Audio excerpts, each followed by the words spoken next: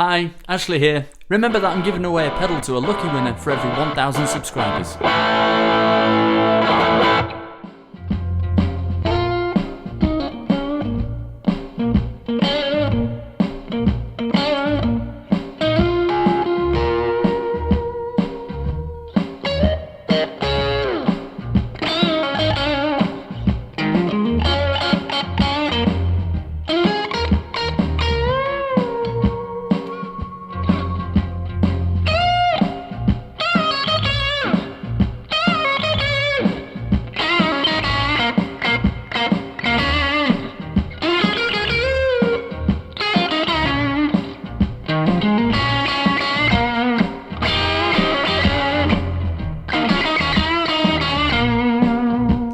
Hi everyone, today we're going to be looking at the Marshall Reissue pedals and specifically the Bluesbreaker pedal.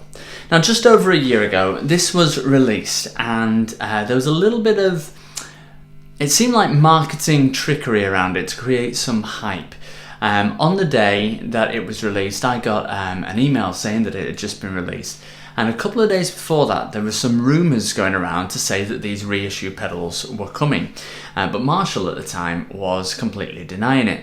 Now this created a huge amount of hype around the pedals at the time, and on the day of the release I went for it. I thought, you know what, I've always wanted one of these, I'm going to go for it, I'm going to buy the Bluesbreaker. Now what I'm asking today is, were they just hype, or are they actually really good pedals, really good reissues of the original pedal, and were they worth the money? Because nowadays you can actually get these pedals for around half the price new of what they were on the release date, which is not only really annoying but also shows that yes, there was definitely some hype around it in terms of what they were worth. So today we're going to look at the sounds that you can get from the Bluesbreaker pedal. These are reissues, they are available now so you can get them now, and we're going to see if it is actually any good.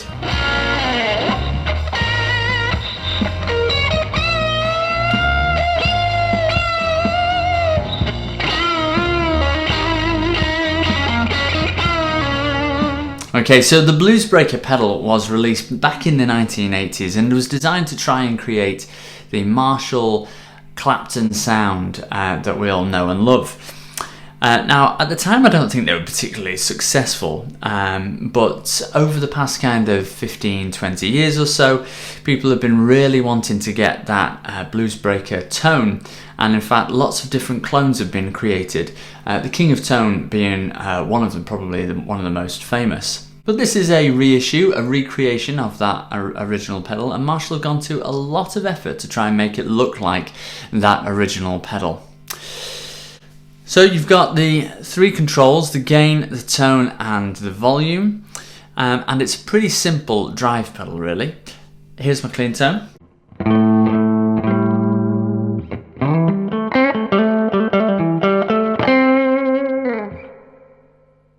And here's with the Bluesbreaker.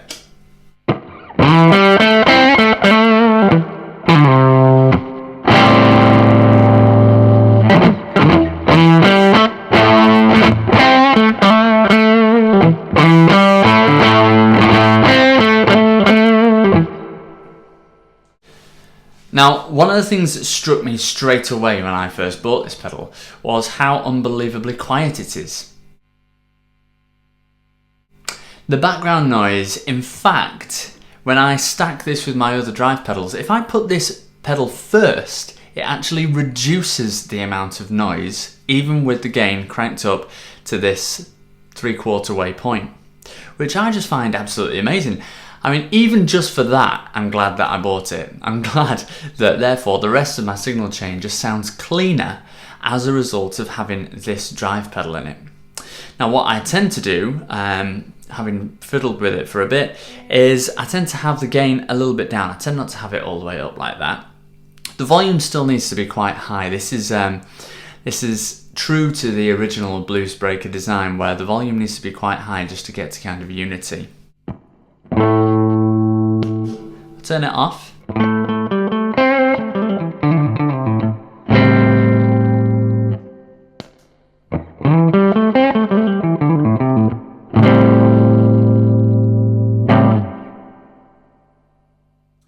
Now that sounds a little bit muddy to my ears, and that's because I've got the Telecaster wired so that in this position essentially this becomes a humbucker and it does sound a bit muddy. So I'll turn that tone up a little bit.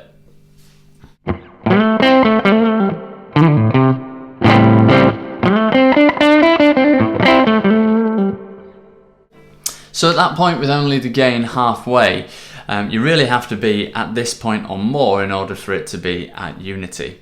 So if I take the volume all the way up,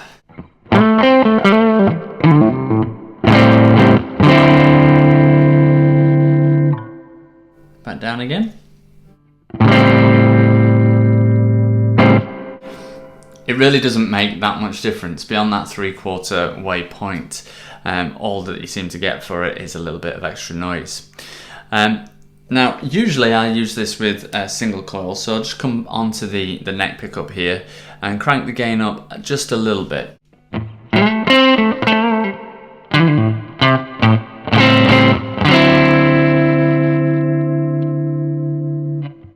Just to remind you of the clean tone again.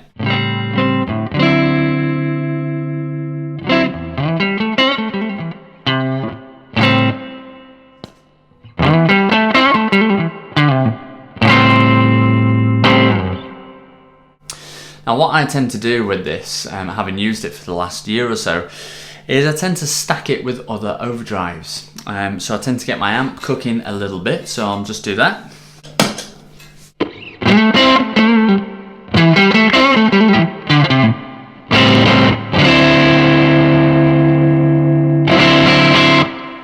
Right, so the amp has already got quite a bit of overdrive on there now, and what I tend to do is stack this Marshall in front of the amp.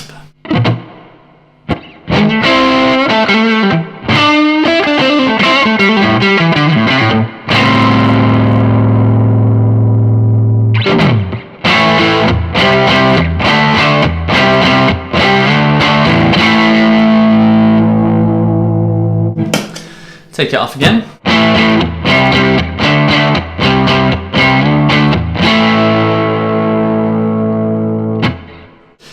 So at that gain level, really it's just kind of adding a fatness to it, a beefiness to it. It's not really taking it too much more into kind of really hairy gain. Now if I take this up to about 3/4 or just before, that should take us into some really hairy gain.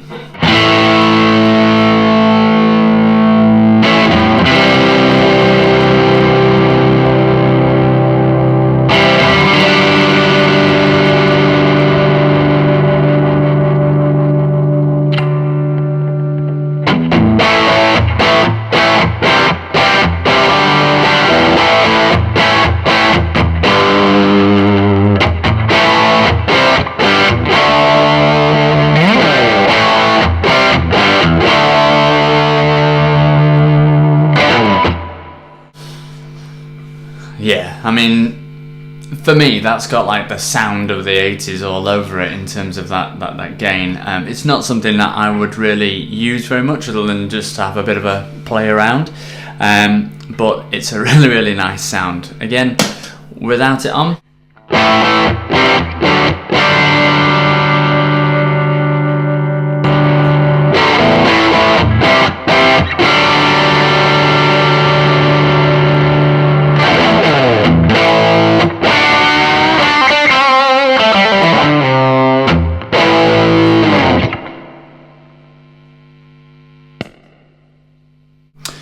And for the amount of gain that we've got there, the background noise isn't bad at all. So once again, I'm going to take the amp down a little bit so that it's not overdriving quite as much. Okay, so let's see how that now stacks with other pedals. So I'm going to push another pedal into it. So I'm going to push the broadcast, it's just kind of set on a bit of a clean setup. Well, it's not really clean. It's kind of like a bit overdriven.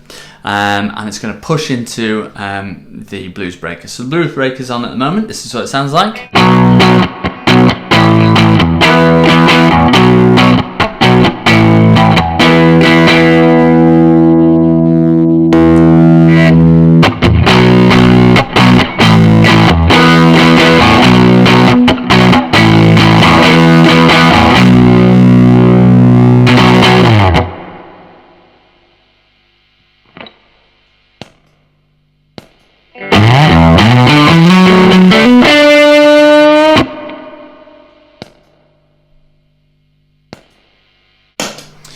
Now, interestingly, having the Bluesbreaker here after that other overdrive, it's actually adding on the background noise. So it's not doing that job that it was at the start of my pedal board, which is where I have it at the moment. So I'll definitely be keeping it at the front of my pedal board. But the thing really for me to ask is, was it worth it? It cost, crikey, I think it was something close to a couple of £100 for this pedal just over a year ago. You can get them a lot cheaper now. Was it worth me getting the Bluesbreaker? I mean, really, I wanted a King of Tone. I'm on the list for a King of Tone. That's what I was really hankering after, but I saw the Bluesbreaker and I thought, ooh, not a bad second place. Should I get it? I've got it. Am I happy that I got it all this time later? Well, the answer is yeah, absolutely. It's a really, really good pedal. Yes, it's a bit of a one-trick pony. It can only really do that one sound, but that one sound that it does, especially where you just have it at this 3/4 gain level, is a really, really good sound. I also really like the aesthetic of it. I think it looks amazing. It fits beautifully on my board. I know we shouldn't really be thinking about that kind of thing, but we are. I think it really looks really nice. So I'm happy with it. It was a bit of a expensive purchase when I probably could have got something that was just as good or pretty much did the same job for a quarter of the price maybe. But I still don't have remorse about the fact that I bought it and the fact that I absolutely fell for that hype at the time. So let me know what you thought, pop it in the comments. Please do like and subscribe, it really helps when you do that, and I'll see you next time. Bye everyone.